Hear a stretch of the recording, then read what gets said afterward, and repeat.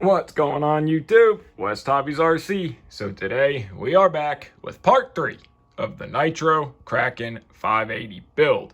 So in part 2 we got a lot of stuff done on this thing and it's starting to resemble a helicopter, and there's a lot of different steps from any other SAB, like the head and transmission assembly isn't put on the frame yet, but we're going to get to that.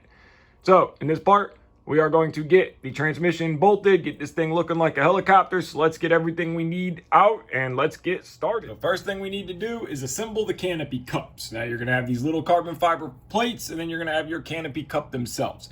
Now, one thing I wanna point out. So if you install this is the way the manual tells you. You put the screw through the backside, you want the little ridge facing down, and then you're going to install your screw with Loctite. Now, the thing is, if you look down inside of this cup here, the screw sticks through, and that causes it to be a real pain when putting the canopy off and on. So you can have two options. One, you can cut the screw down, or you can simply take an M3 flat washer, put that on your screw, put a little bit of Loctite on your screw, and then run it through, put your canopy cup on, and tighten it down. And now the screw is flush with the cup and the canopy can fit perfectly. So now make the other one for the other side. When you're done, you will have a left and a right. And remember, you want the little tab facing down, and the screws are now flush in the cup. So now let's move on to mounting the transmission. We need our main frame assembly, and we're gonna need our transmission assembly. So now you're gonna slide the main frame assembly down, get it around your belt, and slide it into place. Now you're gonna grab your left side canopy cup here, and you're gonna grab, there's two different size screws here, 2mm driver, but you have a M2.5 by 8 and a M2.5 by 10. There's 3 of the M2.5 by 8s and 4 of the M2.5 by 10s. The M2.5 by 10s go through the canopy cup and are for the rear of the model. So you're going to get your screw through, it can be a little tight on the carbon, add a little bit of Loctite, and then these are going to go into this back screw hole here. Make sure you have that motor in the, or that belt around the pulley.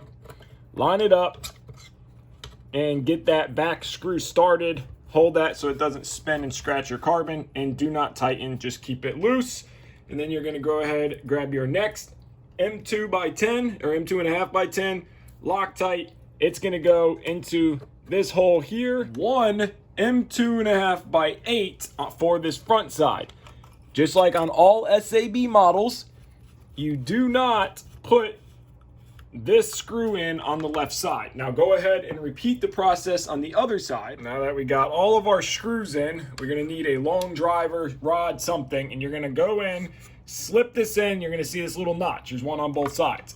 So we're gonna carefully slip this through here, kind of position it down into place, and then we're just gonna put pressure on it. And we're gonna hold the frame with our finger, pull it back, keeping pressure on it, and we're gonna come through, and we are going to now tighten up our screws, and we're gonna tighten them all the way down now. And then we're gonna come back on the other side, tighten them down, and completely tighten your belt up. So now next step is going to be assembling the swash plate. So it's going to be very simple. You're going to have a couple of these balls, and then the only difference is going to be the anti-rotation pin. So now the anti-rotation pin is going to go in this front right here, but I do not Loctite this yet until we put this in the actual helicopter and get the swash plate put down. It just makes it that much easier. So now you're going to Loctite your balls, and you're going to put the ball ends on to the swash plate, torque them down. You're going to have 1, 2, 3, 4, 5, 6, 7 of them total. Go ahead, get them all Loctited and torqued down. So once you get them all Loctited, they're going to look like this. And again, leave your anti-rotation pin loose for now. So now next step is going to be putting the swash plate onto the main shaft. So again, get yourself some micro lube. You're going to squeeze a little bit onto your finger, and then you're going to go ahead and coat the shaft with micro lube, so that way you get a good grease surface. And then what we're going to do is we're going to take our swash plate, we're going to take the anti-rotation pin back out because we don't need that right now, and we're going to drop the swash plate down. And then we'll come back and we're going to slide our anti-rotation pin through the anti-rotation bracket. Then we're going to put our dab of Loctite. We're going to bring the swash plate up. Go ahead, screw it into place. 1.5 millimeter driver. The ball ends are a 2 millimeter. Torque it down. Now our swash plate is on. So now we are going to take the head assembly. We're going to look at the head block now. Drop the little arms out of the way, and you're going to notice that one side is a perfect circle, one side is oblong. The oblong side is for the nut. The perfect circle side is for the screw. So we are going to find our hole in the main shaft. We add a little bit more micro lube. We're going to drop the main head down on the main shaft. We're going to line that screw up, and we're going to take our main shaft bolt, the bigger one, slide it through. Now, no Loctite because we have a lock nut. We're going to slide our lock nut on from the opposite side. Then we're going to take our 3 millimeter driver, and we're going to tighten this head all the way up. Once we get this head torqued all the way down, we're going to come back with our pinch bolts. So we're going to tighten, crank it down. Then take your pinch bolts with Loctite already on them, and you're going to put one onto each side, and the side that is shiny. So we're going to slide that guy into there, run it all the way down till it stops. Do not torque it down yet, just till it stops. Come back through from the other side, 2 millimeter driver, run it through till it stops, and then evenly torque them down one by one. So now that we got both of those torqued down, we can put them onto our swash links. So on our swash links, SAB will be facing out. So you're just going to simply go ahead and get them all popped into place.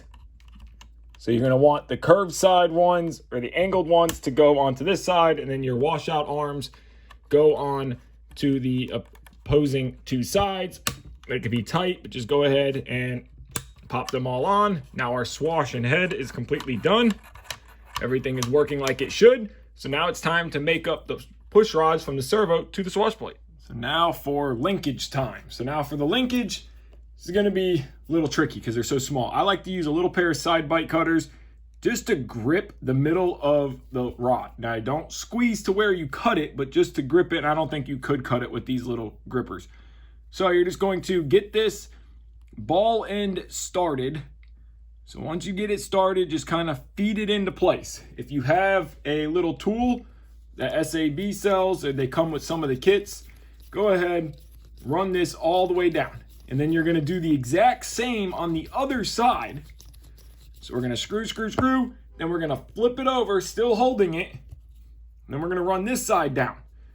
Now we want a overall diameter of 45 millimeters. So that one could be a little tricky to get started. Once you get that first thread started, pretty simple. You just run this all the way down, and then you're going to adjust this until you have an overall diameter of approximately 45 millimeters. And then remember, you want your SAB to be facing opposite of each other. So go ahead, then make your other two, get them to 45 millimeters with a caliper.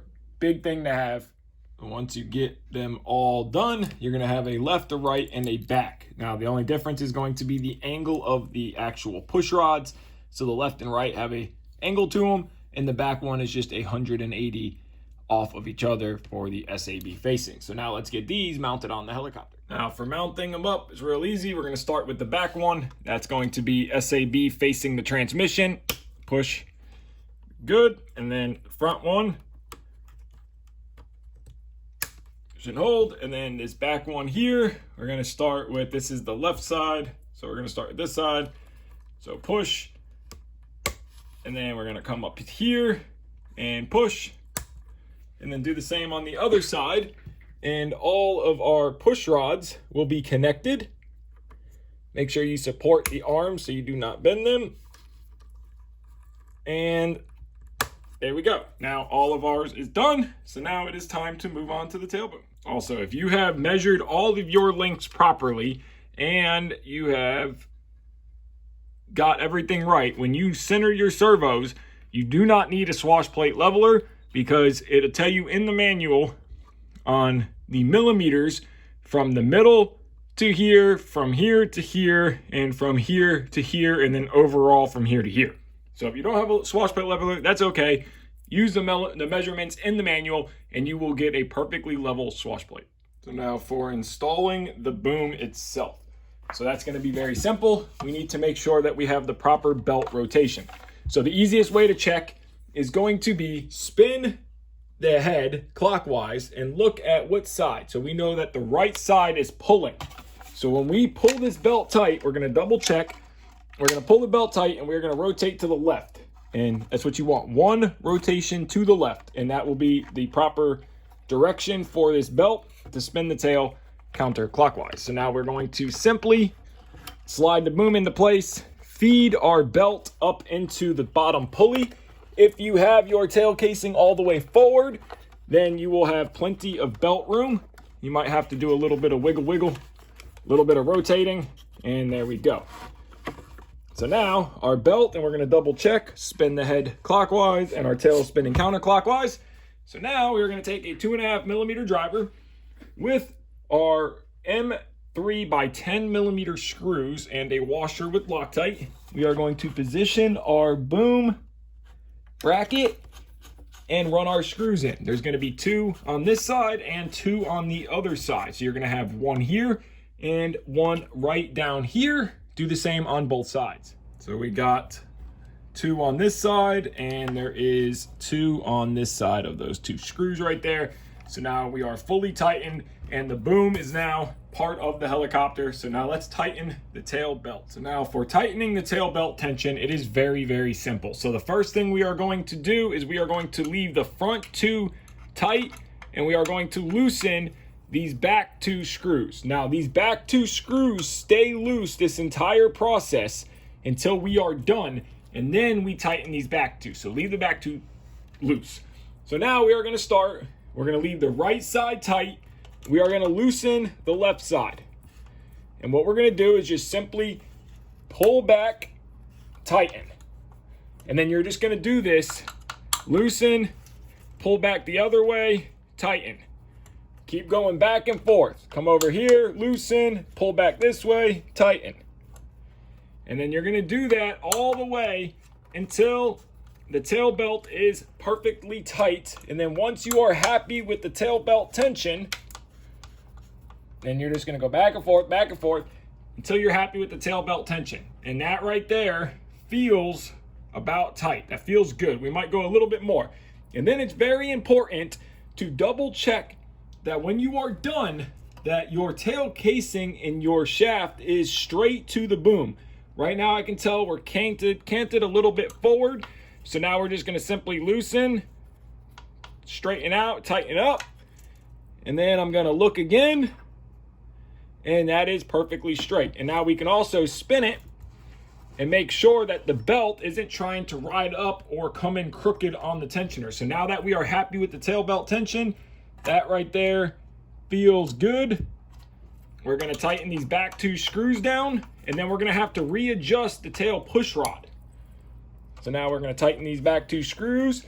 These are lock nuts. Go ahead, lock them down. Make sure your front screws are tight. Now our tail belt is tensioned. Now we're going to readjust this tail push rod. Again, we're going to probably have to lengthen it so that way we have our 2 to 4 degrees, but the servo is 90. And then we can move on to the fly barless mount. So before we get started on the fly barless mount, we have to assemble this plate, and this plate is going to tie the actual boom into the frame in another location to help make it stronger. So now what we need our plate, and we need these little aluminum standoffs here. Now you'll notice on this plate that there is a countersunk side and a non-countersunk. We want the countersunk side. There's also going to be 2 different screws. We have our countersunk screws and a regular cap screw. So we're going to be using the countersunk with Loctite. And what you're going to do is going to be taking this little tray, and you want the 2-hole side to face like this, and you want the flat side out. So it's going to be installed this way. It doesn't matter which exact way it goes as far as like 180 degrees of each other, or if you have it on upside down, or as long as the flat side is out, you're going to take your screws and we're going to run them down with Loctite, and you're going to tighten them down completely. So when you are done, it should look like this. And then you're going to do the other 3 the exact same way. We have the helicopter upside down, and here is the plate done with all of the screws and the metal brackets put on. So now this is the bottom of the helicopter. It's upside down, the skids are up here. So you'll notice there's 2 holes here. Those 2 holes are going to go here, and then there is 1, 2, 3, and 4 on each side. So this plate is going to sit down into the helicopter just like this. You're going to take your 2mm driver, and you're going to run 1 screw here and 1 screw next to it, and then you're going to take another screw and you're going to come in from the top. You're going to start it there, and then you're going to run around, put 1, 2, 3, 4, and then your 5th screw right down there. So go ahead, Loctite, get all those done. So once you get all of your screws in, 1, 2, 3, 4, 5, 6, that plate is done, and now we can move on to the FPL mount. Now for the fly barless mount, you're going to need your aluminum, your flat tray, and your rubber dampeners. Now they do include a separate receiver tray if you want to add that, but I do not because there's no need. Now put a dab of Loctite on the rubber, and we're going to go to the outside 4 threads. So we're going to go ahead and get them started. Do not use any tools, vice grips, nothing to torque those down. You just want to do it by hand. So just put a dab of Loctite. Go ahead and go to the outside holes, thread them all the way in, and you're going to do all 4. 1, 2, 3, and 4. So now that we got all 4 of our rubber dampeners tight by hand, we're going to grab our flat carbon fiber tray here. So now this is going to go in the helicopter like this. The sides are going to go here. So we want to take this tray. We want the countersunk side up. It's going to sit flat just like this. So we're going to take a 2mm driver with our countersunk screws, and we're going to run them down. Now be careful when tightening because you can twist this whole unit. So I like to put 2 screws in on opposite sides of each other. And then what I like to do is not drop it, but that happens. Just grab the rubber dampener, torque it down, and then hold the rubber dampener while you are tightening your screws. So then you're going to put your other 2 screws in. Remember to use Loctite. Now we got all 4 of our screws in. Our FBL mount is ready to go in the helicopter. So we have the helicopter here. So it's going to be super simple. You're going to have 2 holes, 1, 2, and then 3, 4 on the other side, 2 on each side. This tray is going to slide down into place here. Then you're going to kind of wiggle and hold it into position. When you come through with your 2mm driver, your screw in your beauty ring, and this can definitely be tricky, especially with a camera in your face. And then you're going to get 1 screw started. Don't tighten it all the way down yet, just snug it up. Hold the mount into position again. Come back with your other screw, get it started. And then you can go ahead and tighten these down on this side, and then do the exact same on the other side. Once you have all 4 screws in and Loctited, next step, rubbing alcohol, paper towel, clean this off real nice and good. And now we're gonna go ahead and just add our fly barless unit now, because the next step after this is to wire this helicopter up. So we have our Brain 2 HD, and of course, because it being Nitro, I like to run the HD units because of the designated power rail. So now we're gonna fish this into here, and we are going to line it up, and we're going to stick it down. And now our fly barless unit is mounted. So now we can go ahead and get started on the wire. Before we move on to wiring the helicopter, we need to assemble the governor sensor. So we are running the X-Guard bottom case pickup, as you guys seen in the very first video. So when you unpack your sensor, you're gonna get 2 plates. Now the reasoning for 2 plates is for the different size engines. We need the smaller plate for the 50, 55 size YS, OS. The big plate is for the OS 91, OS 105, YS 96. All the bigger engines is what this big plate's for, so we need the little plate. So now this is a very simple install. You are going to have this little guy, which is like this little yellow block with 2 nuts already installed, and then you're going to have a couple screws and a single nut. So what you're going to do is you're going to take this little plate and you are going to feed the sensor in just like this. But before we can actually put it in here, because you can't get to that bottom screw, we need to install this little plate. So now we're going to install this flat with the magnet side down, and it's going to go this way if I can ever get it the right direction. And your screws are going to go in from the back side. So we are going to take our nut, we are going to insert it into place here, and then we are going to take our screw with a little bit of Loctite, and we are going to put our nut on to this like so, with these nuts facing back, this nut facing up. Come in from the other side here and run your screw down and tighten it up. Now be careful on tightening this, because you want to, number one, get it straight. Number two, you don't want to crush it down completely. So just snug it up and that's it. The Loctite will do its job. Now take your sensor, we are going to slide it in. Now the height is going to depend on the engine in the back plate. So what we're going to do is now we are going to unscrew the back plate and set the height of the sensor before we run the screws in. So we have our back plate here, and we are going to run our sensor, but we can't put it here because of this little case. Now this little dimple here is for the Futaba style sensor. They have a sensor that can slide in if you're running Futaba, but we're not. So we are going to loosen this screw and this screw, and we are going to put the sensor just like this through those two screws. So you're going to need a 2.5 millimeter driver. Go ahead and remove those screws. Now, once we have those two screws removed, we're going to slide our sensor down, and you can notice that we are against the back plate, but there is space here. So we need to slide this sensor up just a little bit. You want the sensor to be as far down as possible, so that way you get the closest. You want this to basically be touching that bottom right there. You want that to touch the engine, and that's going to give you a tiny gap to the actual magnet. So right now we still are a little too tall, so we're going to move it up just a little bit more, and that right there is perfect. So now we have the height set right. We don't want to change nothing. We're going to come in from this side with our screws. So now we have our screws with Loctite, and we're just going to tighten this down. So you're going to do both of them, 1 and 2, the same way with Loctite. Now our sensor is completely together. Now on the OS 105 engines, you're going to flip that mount because you need this to be deeper. So you would put this tab on the bottom if you're running a bigger engine like a 91 or a 105, but on this helicopter, we are running that.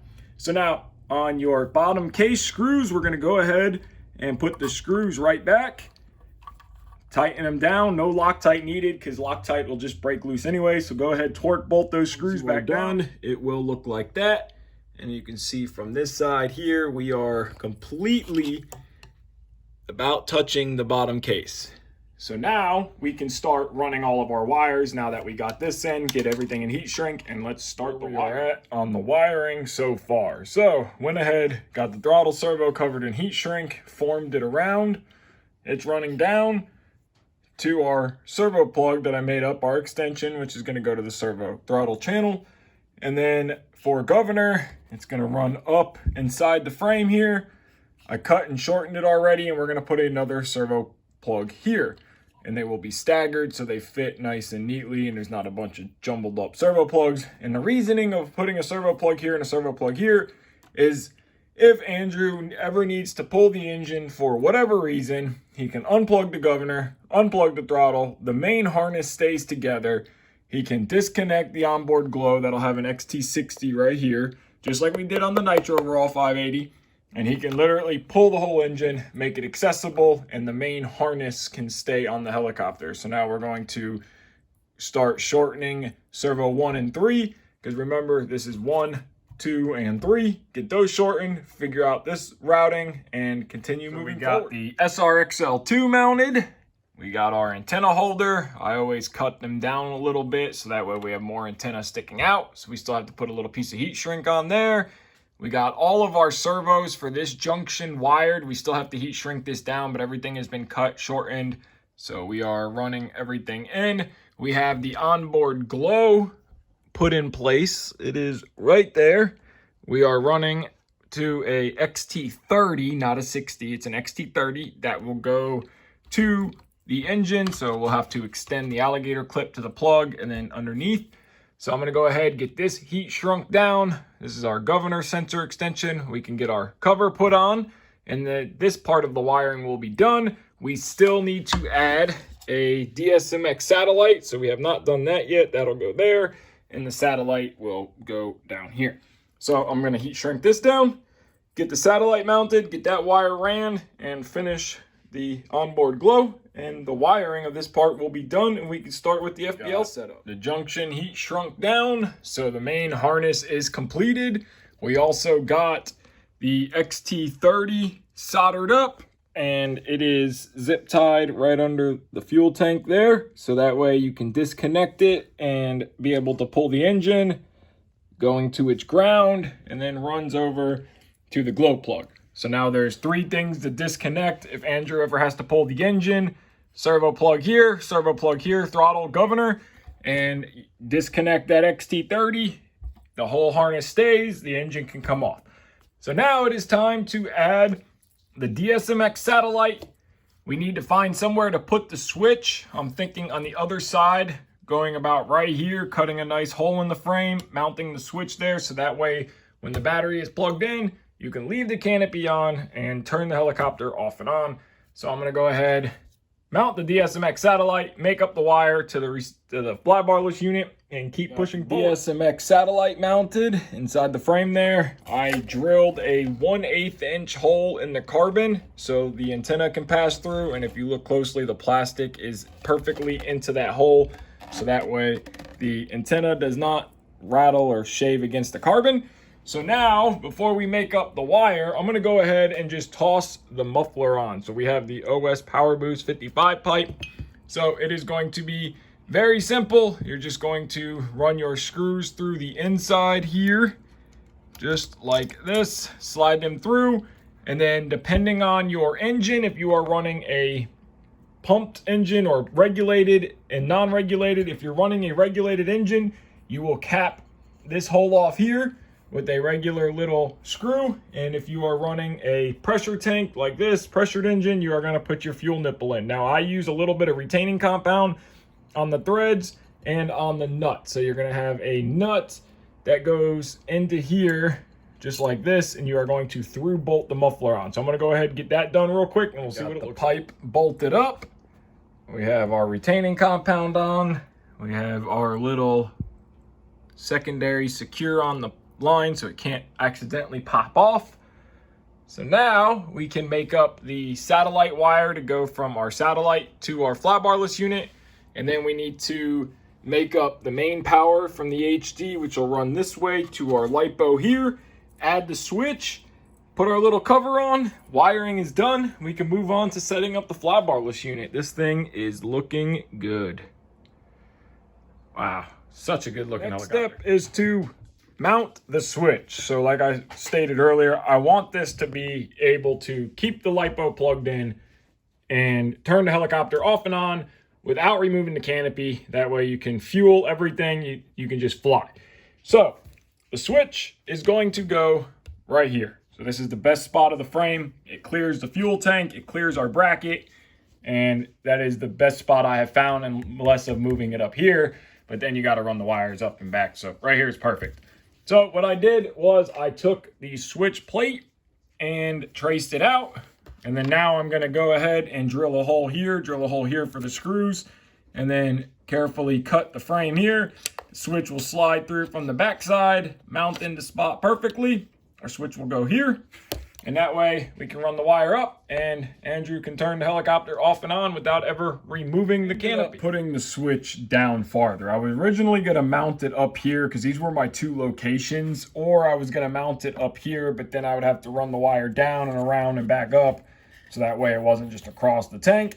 But now with the canopy on, at the top location, the switch would have been kind of reaching under to turn off and on. I didn't want that. I wanted it easy for Andrew. So the switch goes here. So that is perfect. So now you can literally reach forward, turn it off, pull it back, turn it on. Very simple. So now all that's left is to make up the wire to go to the RX pack. So I'm going to go ahead and get that done and start the flybarless setup. This thing is so close to being done. The HD power line ran. So it's going to an XT60 covered in heat shrink. Use some double-sided tape to secure it to the actual fan shroud. Used heat to form it. Same with the throttle, so it kind of comes up, matches nice and neatly. And then we come back, runs up here, double-sided tape. We got the satellite wire done. So now all the wiring is completely finished. So now we need to add our fabric paint on all of our servo pins, our satellite, our SRXL2, and then we still need to add the wire cover to go here, cover up that, and then we're gonna start the icon setup. That I did was I used some of the Canopy rubber that goes around the canopy, which is this stuff, is some I had left over from another Kraken, and I secured it to the frame here so that way the fuel line can't shave against the carbon, just an added protection, so that way when it's being pulled in and out for fueling, defueling, or vibrations when it's running, it cannot shave. So just a little bit of protection. The icon is fully set up, everything is working like it should. So now it is time to add the wire cover here. So this is the same cover as the electrics, and just like on the Nitro Raw 580, we have to cut it down because as you can see, it is too long. So what I'm going to do is I'm going to cut it flush off right here. So I'm going to go ahead and cut that off, use like a little Zona saw or something, cut that flush off, and then it's just 2 screws here and here. You're going to have your little button-headed screws like this, and then your screw that I told you in the beginning not to put here, that screw will go there. So let's go ahead and cut this guy down and get it mounted. It is cut down. So now we are going to simply slide it into place. Our 2 button head screws on top, our screw with the beauty washer at the bottom. Use zip ties, Loctite, and tighten it all down. We are done with the wiring and the setup. All we have left to do is our canopy grommets and mounts and the nice rubber trim to go around there. So for the canopy mounts, very simple. You're going to take your grommet and you are going to just insert it into place, work it around, go ahead, get that grommet down in there.